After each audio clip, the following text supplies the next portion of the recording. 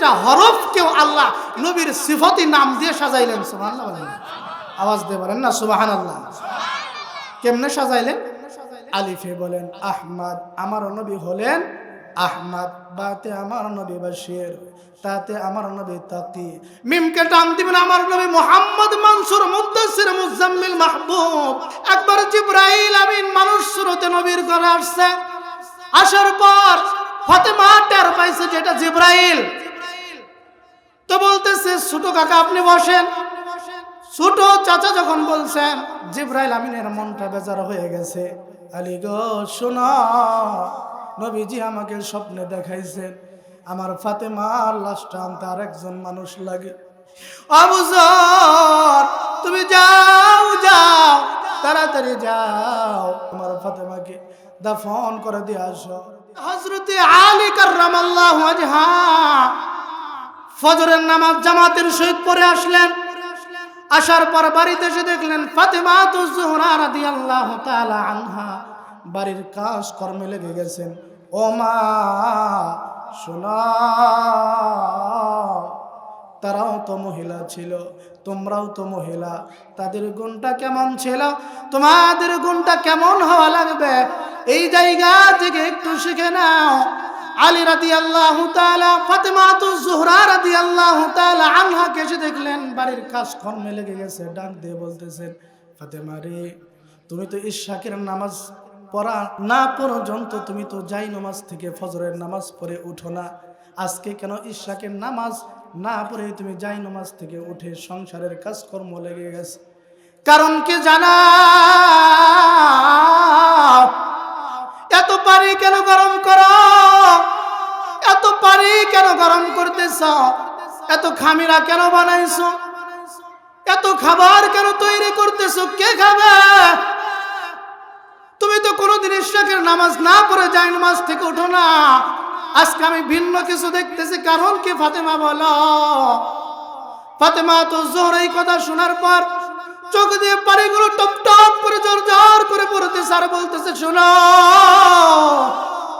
ও আমার পানের স্বামী, তুমি শোনো, আজকে রাত্রে আমি স্বপ্নে দেখলাম আমার বাবা আমার ঘরে আসছেন। আমার বাবা আমার ঘরে এসে স্বপ্নে যুগে কি যেন তালাশ করতেছে, কি যেন খুঁজে, কি যেন খুঁজে খুঁজে বের হয়ে যাইতেছিলেন। আমি ডাক দিয়ে বললাম, বাবা গো কি খুঁজতেছেন, কি তালাশ করতেছে আপনি? নবীজি ডাক দিয়ে বললেন, ফাতেমা আমি তো তোমাকেই খুঁজতেছি। আজকে তুমি স্বামী আলীর সাথে সেহরি খাবে, আমি নবীর সাথে তুমি ইফতার করবে। এই কথা দ্বারা কি বুঝাইলো, কি ইঙ্গিত দিল? তখন আলীও কান্দে, চোখের পানিগুলো জর জর করে শুনতেছে, জর জর করে চোখের পানি ফালা। কারণ আলীরও বুঝার বাকি ছিল না যে ফাতেমার বিদায়ের ঘন্টা বেজে গেছে, আর থাকবে না। আলীও কান্দে, কেমন নবী বলাম একটু শুনো। একবার জিবরাইল আমিন মানুষ সুরতে নবীর ঘরে আসছে। আসার পর ফাতেমা টের পাইছে যেটা জিবরাইল। তো বলতেছে, ছোট কাকা আপনি বসেন। ছোট চাচা যখন বলছেন, জিবরাইল আমিনের মনটা বেজার হয়ে গেছে। আমাকে ছোট বললো কেন? আমি কি ছোট নাকি নবীর চাইতে? ভালো করে বোঝেন, আমাকে ছোট কাকা কেন বললো? আমি কি ছোট?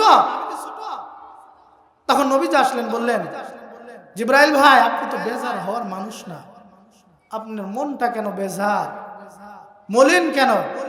আমার ফাতেমা ছোট্ট মানুষ, আপনাকে ছোট চাচা বলছে এই জন্য মন বেজার। বলছে, হ্যাঁ হ্যাঁ এই জন্যই তো আমার মন বেজার। আমি কি ছোট নাকি? আমি আদম পয়গম্বরের আগেও আসছি, তাদের কাছে সমস্ত নবীদের কাছে ওহী নিয়ে আসছি, আমি তো ছোট না। তখন নবীজি বললেন, জিবরাইল আপনার বয়স কত? এই যুগে তো ছেলে সন্তান হওয়ার আগে থেকে পরীক্ষা নিরীক্ষা শুরু হয়, ঠিক কিনা? কথা বলতে হবে, ঠিক না? ছেলে আসলো গর্বে না মেয়ে আসলো, আগেই টেস্ট করা শেষ, ঠিক না? হওয়ার পরে খাতায় লেখে, পাল্লায় লেখে, দরজায় লেখে, ডায়েরিতে লেখে, খাতায় লেখে, মোবাইলে সেভ করে থাকে জন্ম তারিখ, হয় না? কথা বলেন আমার সাথে, হয় কিনা? তো এই যুগে তারা কি ওই খাতার কাগজ নিয়ে কলম নিয়ে কি বয়স লিখে দিয়েছে নাকি? বলতেছে নবী গো আমি বলতে পারবো না আমি জিব্রাইলের কত বয়স, তবে আমি এতটুকুন বলতে পারবো ওই পূর্ব আকাশে একটা তারকা উঠত, যে তারকাটা ৮০,০০০ বছর পর উঠত। কয় বছর পর? সবাই বলেন কয় বছর পর? ৮০,০০০ বছর পর উঠত। তো এই তারকাটা আমি ৮০,০০০ বাড়ি দেখেছি। সুবহানাল্লাহ বলেন না, আল্লাহু আকবার। আওয়াজ দিয়ে বলেন না আল্লাহু আকবার। কতবার দেখছেন? ৮০,০০০ বাড়ি দেখছেন। তখন নবীজি বললেন, জিবরাইল ভাই, তো আপনি ওই তারকাটা দেখেন না, কতদিন হয়েছে, কত বছর হয়েছে? নবী গো ৫০ থেকে ৫২-৫৩ বছর হইল ওই তারকাটা আর দেখি না। এর আগে উঠছে, এরপর আর উঠে নাই, ৫০-৫২ বছর হয়ে গেল আর তারকাটা দেখি নাই। তখন নবীজি বললেন, জিবরাইল আমার পিছনে আসেন, আমার জামাটা উঁচু করেন, দেখেন তারকাটা আছে কিনা। নবীজির জামা উঠিয়ে দেখে গাড়ির এখানে দুই এই হাতের এই মাঝখানে এই জায়গায় খতমে নবুয়ত। সুবহানাল্লাহ বলেন না। ওই তারকাটা দেখলেন, তখন বলতেছেন হাজা হুয়া হাজা হুয়া, এইটাই তো সেই তারকা, এইটাই তো সেই তারকা, এই জন্যই তো আমি দেখি না। তখন বলতেছে জিবরাইল তাহলে কে বড়? বলেন এখন কে বড় হইল? নবীজি বড়। জিবরাইল তুমি তো দেখো না ৫০-৫২ বছর হয়েছে, তো তুমি দেখারও আগেও আমি ৮০,০০০ বার উঠেছি। সুবহানাল্লাহ বলেন না। এমন একজন নবী পেয়ে খুশি না বেজার? খুশি না বেজার? শুধু তাই নয়, আরবি হরফ ২৯টা। কয়টা? ২৯টা হরফকেও আল্লাহ নবীর সিফাতি নাম দিয়ে সাজাইলেন। সুবহানাল্লাহ বলেন। আওয়াজ দিয়ে বলেন না সুবহানাল্লাহ। কেমনে সাজাইলেন?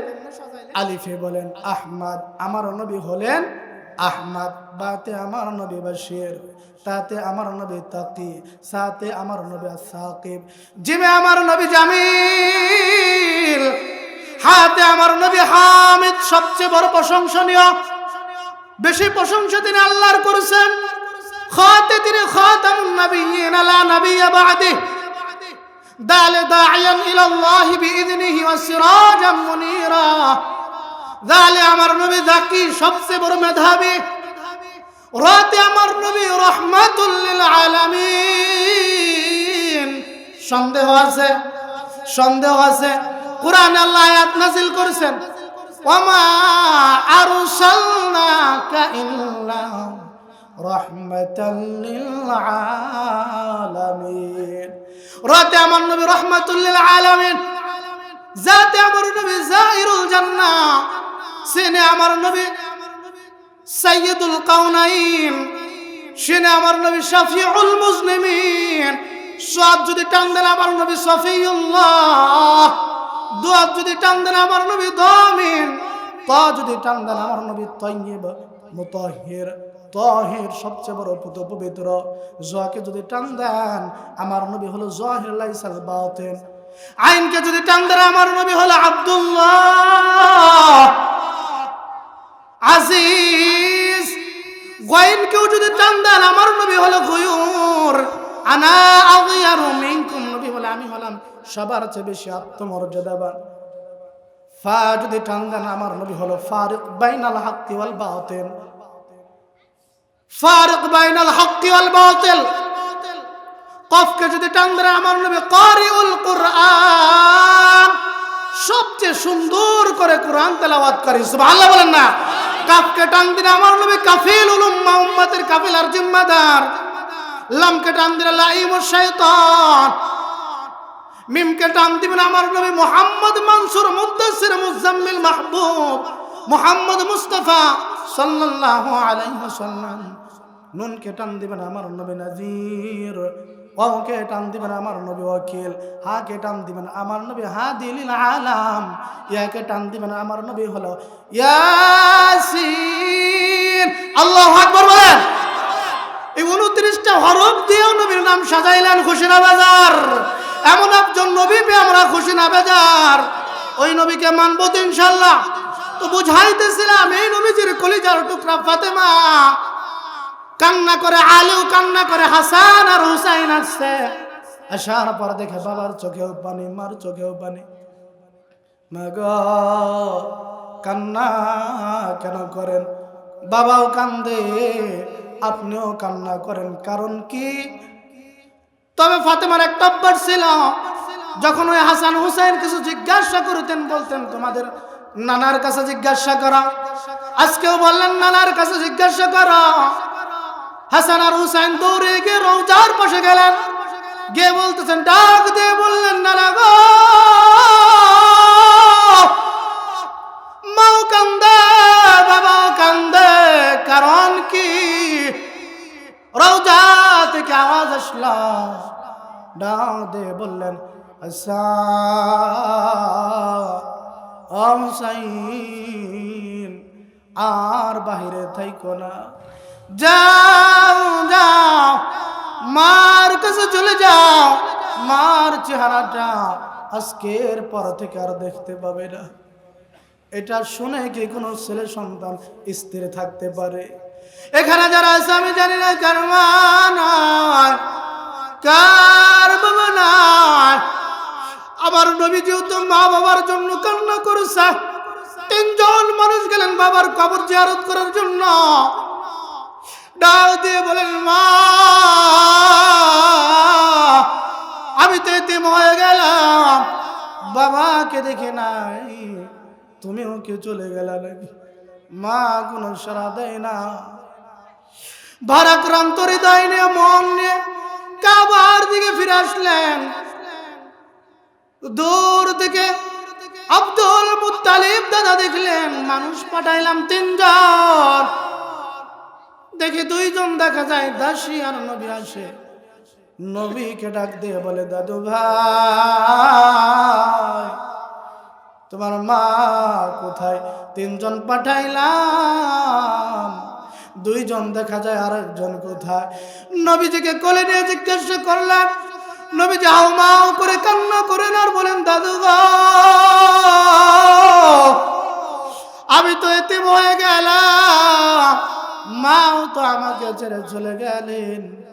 এই জন্যই জায়গায় যারা আছেন, আমি জানি না কার মা নাই বাবা নাই, হয়তো ওই কবরস্থানে অনেকের মা বাবা আছে না নাই। তো তাদের জন্য শেষ পর্যন্ত আখিরি মুনাজাত করে কে কে যাইবেন? 2টো হাত তুলে আল্লাহকে দেখান। আখিরি মুনাজাত পর্যন্ত কে কে থাকবেন? তারা 2টো হাত তুলেন।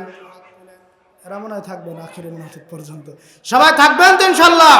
লিল্লাহি তাকবীর, নারায়ে তাকবীর। হাত নামান। তো বুঝাইতেছিলাম, ওই মা যেন কার নাই বাবা নাই, তাদের জন্য দোয়া করবেন, নিজেদের জন্য দোয়া করবেন, আর মৃত্যুর কথাটা বারবার স্মরণ করবেন। কেমনে জানো? এই ফাতেমা রাদিয়াল্লাহু তাআলা আনহা ইন্তিকাল করবেন, নবীজি হাসান হুসাইনকে খবর দিয়েছেন। হাসান হুসাইনও কান্না করে, আলীও কান্দে, ফাতেমাও কান্দে। কান্নার রোল পড়ে গেল। আস্তে আস্তে সন্ধ্যা হয়ে গেল। ডাক দিয়ে বললেন, স্বামী গো, ফাতেমা ডাক দিয়ে বললেন, স্বামী গো, আমি আপনার স্ত্রী হওয়ার যোগ্য না, আপনার হক আদায় করতে পারি নাই। যদি কোনো ভুল বেদবি হয়ে থাকে মাফ করে দিবেন। কেমন স্ত্রী ছিল?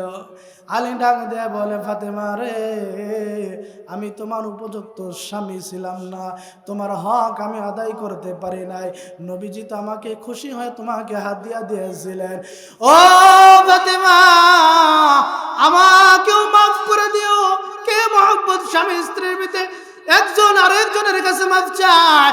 ও মা, তোমাদেরকে বলে যায়, যদি 4টা কাজ করতে পারো, নবীজি বলেন, কোন মহিলা যদি 4টা কাজ করতে পারে, আল্লাহর জান্নাতের যেই দরজা দিয়ে ইচ্ছা ওই দরজা দিয়ে প্রবেশ করতে পারবে। সুবহানাল্লাহ বলেন না? কয়টা কাজ? ও মা শোনো, 1 নাম্বার কাজ হলো ইদা সাল্লাত খামসাহা, 5 ওয়াক্ত নামাজ পড়বা। ও সামাত শাহরাহা, 2 নাম্বার রমজান মাসের রোজা রাখবা। ও সামাত শাহরাহা ওয়া আহসান